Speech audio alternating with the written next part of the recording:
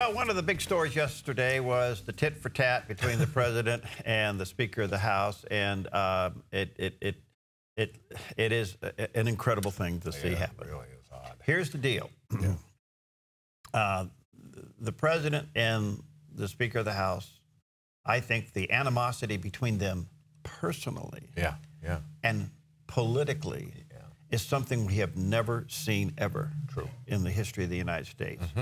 And those who are falling between the cracks are the government workers who have been furloughed and the security of the United States. Those two issues are the negative result of this standoff.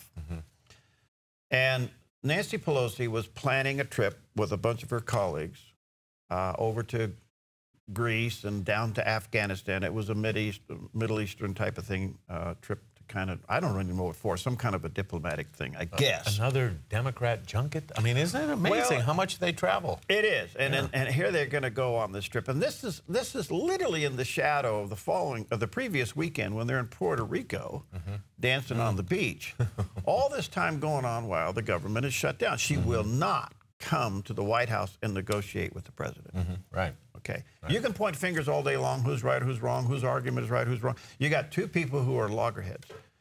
So in the meantime, in the middle of this whole debate comes the subject that she may not extend to the president the invitation to come and give the State of the Union address at the House because she can't guarantee the security of it. Which is really a big deal because this would be a break from a tradition that is fairly significant. And when the State of the Union address is given, you have the House invites the Senate and the Supreme Court and the president and his cabinet to come and give a speech that tells us of the state of the United States. Been there for long. She's basically saying, I'm not sure if I'm going to do that because the excuse she's using, I don't think I can use security. So the invitation has not been given yet. And it's supposed to be delivered by the end of the month. So, anyway, she's hopping on this plane, and all of her buddies are on this bus going to the Air Force Base to hop on this government plane to take off on their junket for a week. And while they're on the bus traveling to the Air Force Base to get on the plane to go, the president sends a letter, pulls it out. Not letting you use Air Force anything to go anywhere.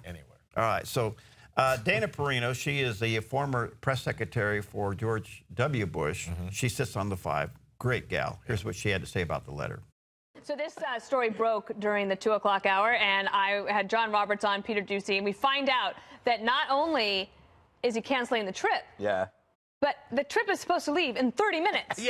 So they're on the bus, on the Air Force bus, with the Capitol Police ready to go. She already took her Ambien.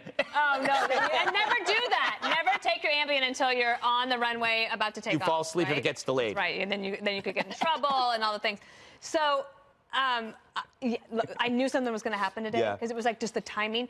I also feel like because the president was silent yesterday in response to her suggestion that he reschedule the State of the Union because of security, but now it's actually just because of the shutdown and her leverage, that they waited until that 30 minutes before that bus was supposed to leave in order to do it. And it is kind of like a reality TV show, right? Like, so I think, oh, well, tit for tat. I understand the thing about their security concerns. She was going to Afghanistan. But here's the thing. What congressional delegation thinks it's a good idea to leave town when the shutdown is entering its 5th week? Yeah, that's the bottom line. These people have no conscience as to whether it is to get on a bus and leave, or an airplane, and leave town, whether they go to Puerto Rico or Afghanistan, to leave town and not be serious about trying to work out a deal. Well, they get their paycheck. The only thing that's changed for them is they don't have to go to work. Well, this is amazing. Tit for tat. But I think there's one little lesson here, whether we like it or not, and most of us don't. You hit this president, he's going to hit you harder. Yeah, it's true. And I don't care how far this goes, he's just at the end of the day going to have a bigger hammer. So it's just, you want to kind of go over and put your hands over your kids' ears and eyes so they don't see any of this stuff, because you shouldn't be acting this way as adults. Well, it's kind of like that old saying about, wrestling with hogs. Don't get in the mud and wrestle with the hogs. You're going to get muddy. Besides that, the hogs love it. There you go.